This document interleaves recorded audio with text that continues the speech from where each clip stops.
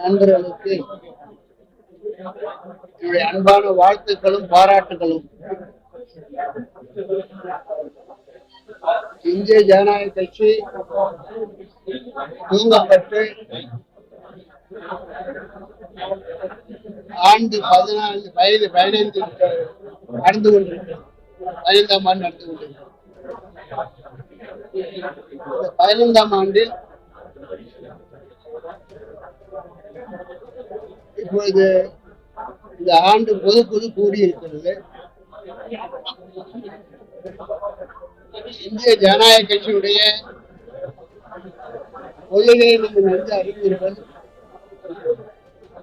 அந்த நல்ல கொள்கைகளோடு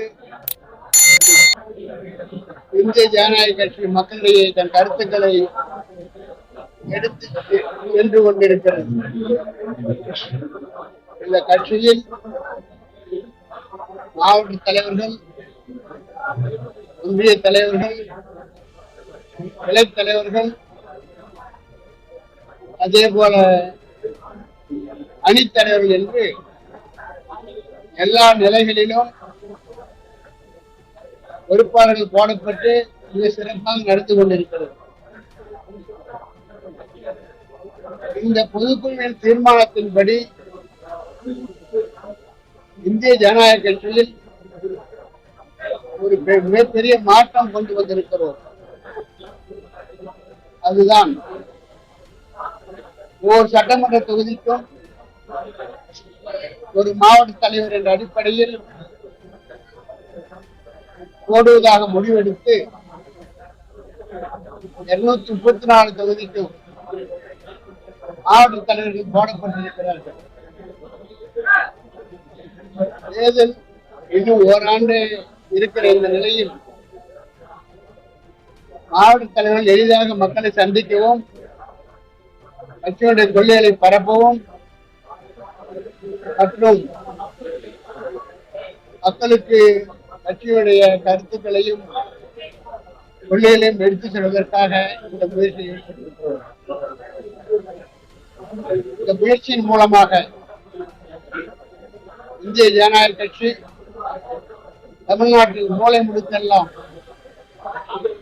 நிச்சயமாக சென்று சேரும் ஒரு நம்பிக்கை எங்களுக்கு இருக்கிறது.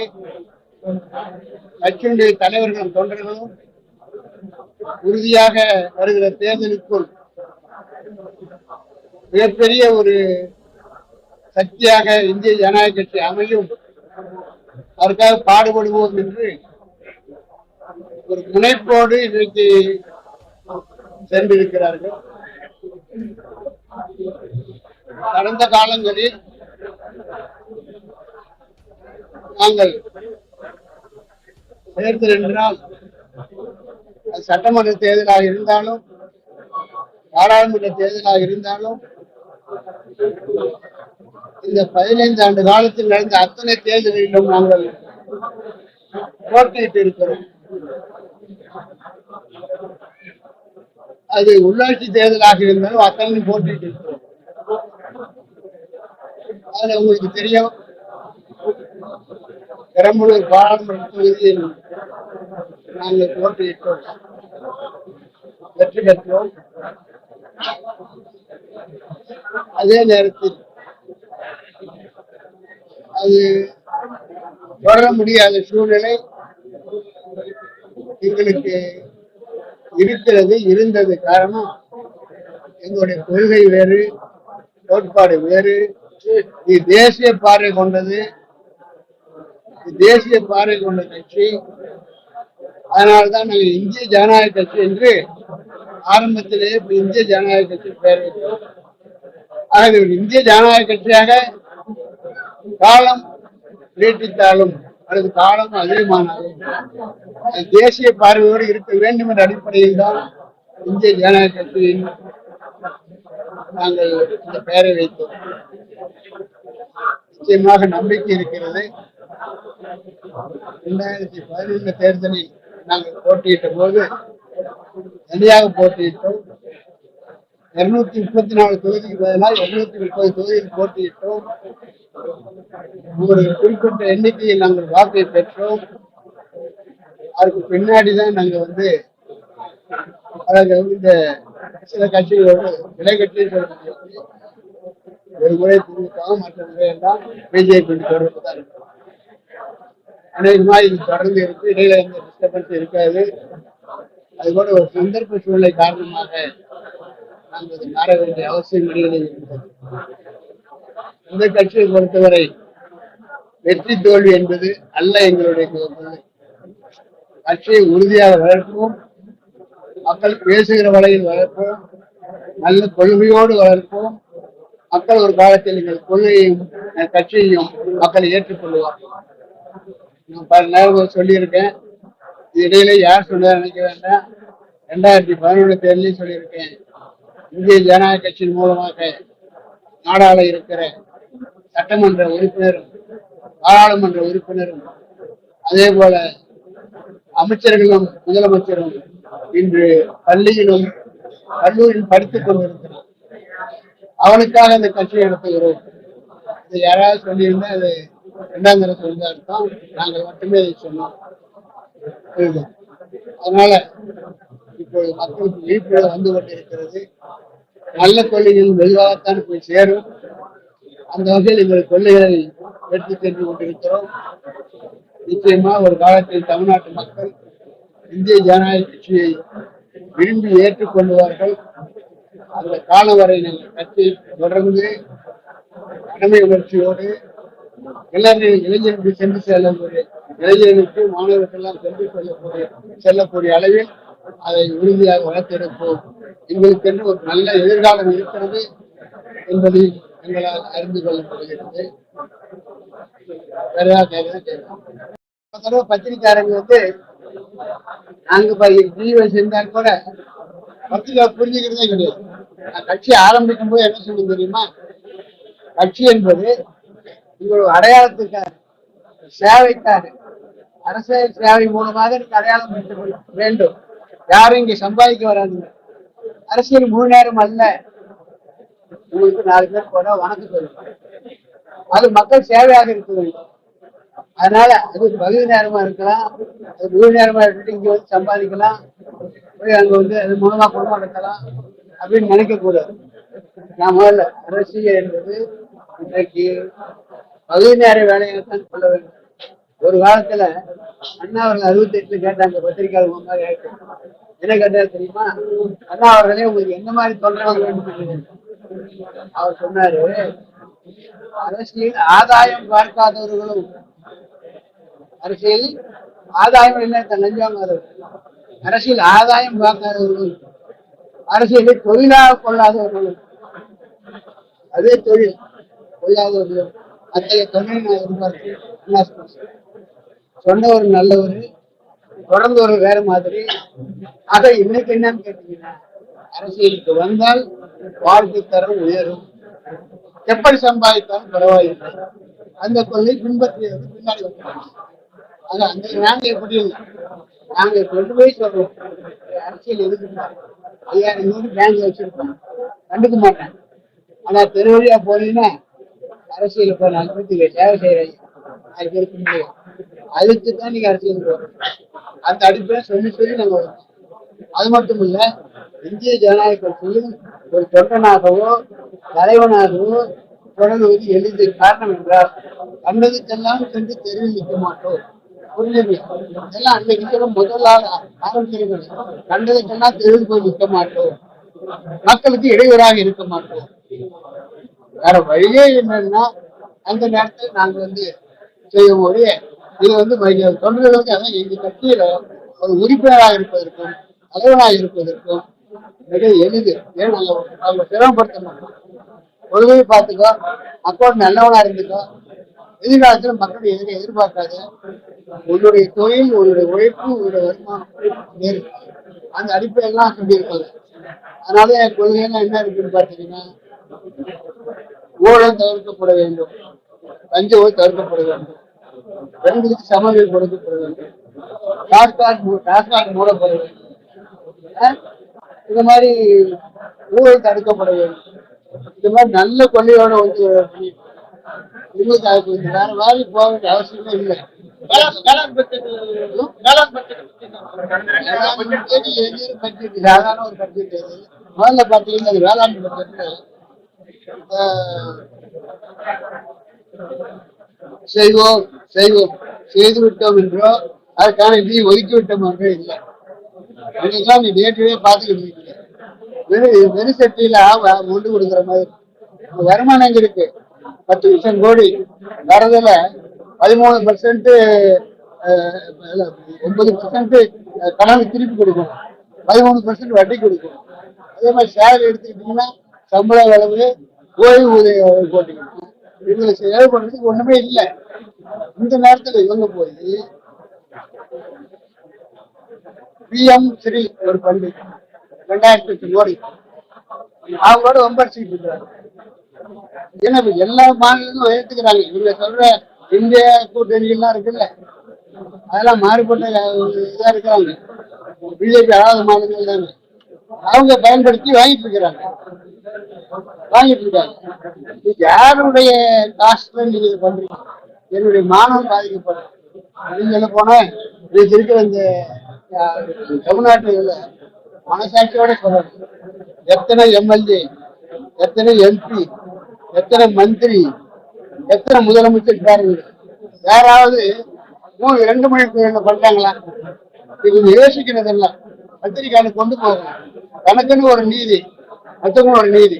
இன்னைக்கு ஏழை விவசாயி மாத சம்பளம் வாங்குற கட்டுப்படி கல்லாத ரிக்ஷா ஓட்டுறவன் அவர் 2 மணி படிக்கணுமா?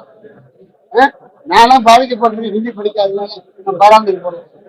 சின்ன குழந்தைங்க களிமண் மாதிரி, அதை நீ பிள்ளையாராவும் பிடிக்கலாம், குரங்காவும் பிடிச்ச அந்த குழந்தைங்க என்னைக்கு நான் படிக்க மாட்டேன்னு சொல்லிட்டு நீங்க ஏன் இதை செய்யறீங்க?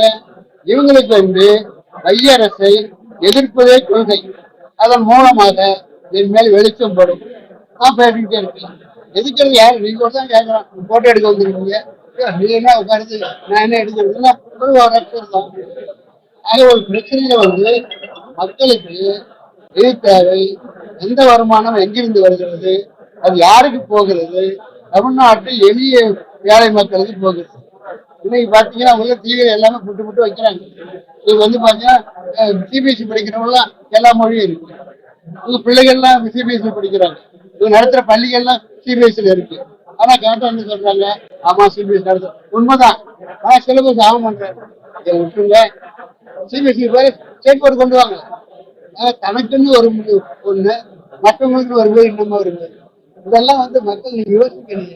நீங்க நான் உங்ககிட்ட பேசுறேன்னா ஒரு ஆள் பேசு, நீங்க தான் பேசுனீங்கன்னா 18 பேர்கிட்ட பேசுறீங்க. கேட்கணும்.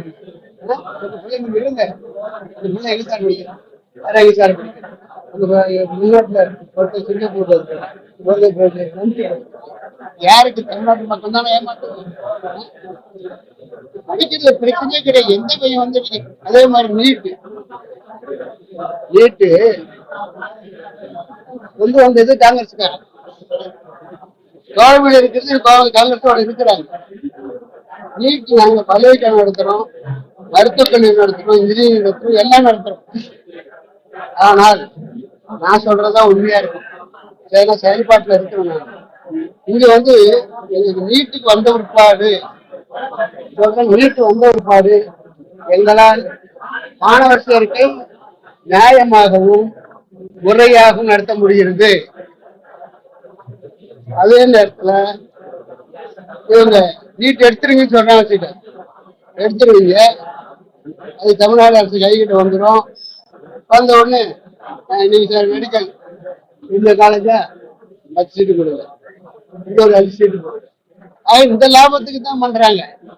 ஆனா எந்த பையன் நீட்டு தான் வச்சு சில பேர் எப்படி எல்லாம் மக்களை ஏமாத்துறாங்க.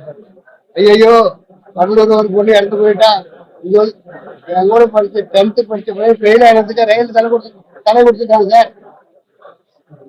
10th படிச்சவன் நானும் அவனும் போய் ரயில்வே ஸ்டேஷன் ரிசல்ட் போறோம், போகும்போது ஃபெயில் ஆயிட்டான், டக்குன்னு தலை கொடுத்துட்டான். ஒரு கோர்ட் இன்னைக்கு சரி நாங்க விரும்புறது எல்லாத்துக்கும் இது பிளஸ் 2 போகணுமா, படிச்சா பயாலஜி மெடிக்கல் எடுத்துக்கோ. எங்க இருக்கு சீட்? எங்க இருக்கு சீட்? எங்க இருக்கு? 85 லட்சம் பேர் பரிசு எழுதுறான். ஐஏஎஸ் அப்படிதான் சொல்லுங்க நாளைக்கு. இன்னைக்கு ஐஏஎஸ் எல்லாம் ஐஏஎஸ் எங்க பையன் படிச்சோட எழுதுங்க, இருக்கிறது 10 சீட்டுங்க. இவங்களை விட்டுருங்க. உங்களுக்கே ஒரு கட்சியில ஒரு பொறுப்பு இருக்கு, 50 பேர் போடுறோம், ஏதோ ஒரு வரமுறை டெஸ்ட் வச்சுதான் ஆகணும். அது ஏன் உங்களுக்கு புரிய மாட்டேங்குது? அதாவது இறந்து போனவங்களுடைய இறப்பை பயன்படுத்திக்கலாம். எந்த கொண்டு போன ஒரு ட்ரெஸ் போற ஒரு நீங்க ஒரு வேலைக்கு போறீங்க, ஒரு டிவிக்கு போனீங்கன்னா 2 பேர் இருந்தா ரைட்டு, 2 சீட்டு கொடுக்கலாம். அதே 20 பேர் போனா 20 பேர் சேர்த்துக்க முடியுமா? ஏதாவது டெஸ்ட் வச்சுதான் ஆகணும். அது மாதிரிதான் நீட்டு, அதே மாதிரிதான் ஐஏஎஸ். யார் ஏமாத்துற வேலை? ஆனா மக்கள் எப்படி சொல்லி தெரியுது, அது மக்களை நம்ப வச்சுட்டாங்க. அது மட்டும் இல்லை, இன்னொன்று சொல்றேங்க. இந்த 3 மொழி கொள்கை இருக்கு இல்லையா? 3 மொழி கொள்கை இருக்குல்ல, 3 மொழி கொள்கையில இப்போ 2 மொழி தான் இவங்க ஒத்துக்கிறாங்க, 3வது மொழி வானாங்கிறாங்க. நீங்க 3வது மொழி வானாங்கிறது ஐயரசு சொல்லும்போது ஹிந்தி படிக்கணும்னு சொல்லவே இல்லை, சமஸ்கிருதம் படிக்கணும்னு சொல்லவே இல்லை. உங்களுக்கு இருக்கிற அச்ச உணர்வு 3வது மொழி கொடுத்தாக்க தமிழ்நாட்டுக்காரங்க ஹிந்தி எடுத்துருவானோ அப்படி பயம் உங்களுக்கு. இருக்கிற 12 மொழிகள் ஏதாவது ஒரு மொழி எடுத்து தான் சொல்றாங்க, புரியுதா? 2 மொழி 3 மொழி ஒரு மைய அரசு எந்த பள்ளியில படித்தாலும் தமிழ்நாடு ஆந்திராவும் எந்த மொழியால 3 மொழி படிக்க தம்பி, 2 உங்களுக்கு இருக்கு.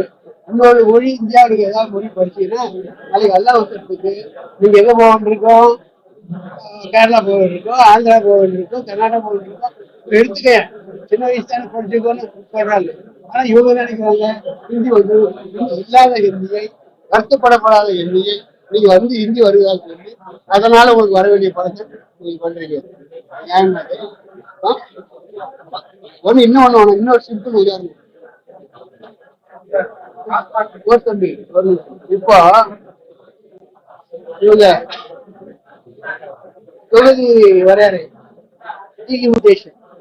தொகுதி வரையறை இருக்குல்ல, அதுக்காக இப்போ ஒரு வராதுன்னு சொல்ல வேண்டியவங்க, ஐயோ நாங்க சொல்லவே இல்லையா இப்போதைக்கு அப்படின்னு அவங்க சொல்றாங்க. நீங்க தான் கணக்கு வச்சு பயப்படாதீங்க, சொல்லல. அது அது இன்னும் அதையே வரலைக்கு நீ பாதிக்கப்படாமல் பார்த்துக் கொள்ளுகிறேன் அப்படின்னு சொல்லிட்டாங்க. இருந்தாலும் இல்லை உங்களை நம்ப மாட்டேன், நான் நீங்க நாளைக்கு 40 குறைஞ்சிரும் கற்பனை, அவங்க இல்லைன்னு சொல்றாங்க. சரி, இதுக்கு என்ன பண்றீங்க? பிஜேபி ஆளாத மாநிலங்கள்லாம் தோழமை கூப்பிடுங்க. கேரளா கூப்பிட்டீங்க, அதுக்கடுத்து கர்நாடகா கூப்பிட்டீங்க, அதெல்லாம் மாற்றி இருக்கிற ஆட்சி நடக்குது. அதுக்கடுத்து தெலுங்கானா போடுங்க, எல்லாம் பொறுமையா கவனிக்கணும். தெலுங்கானா போடுங்க. தெலுங்கானா இதுக்கு தோழமைக்கு, என்ன தோழமைக்கு? ஃபைட் பண்ற தோழமைக்கு. இல்லைன்னா நாளைக்கு வந்தாலும் வந்துடும். அதனால தென் மாநிலங்கள் எம்பிக்கள் குறைஞ்சிரும்.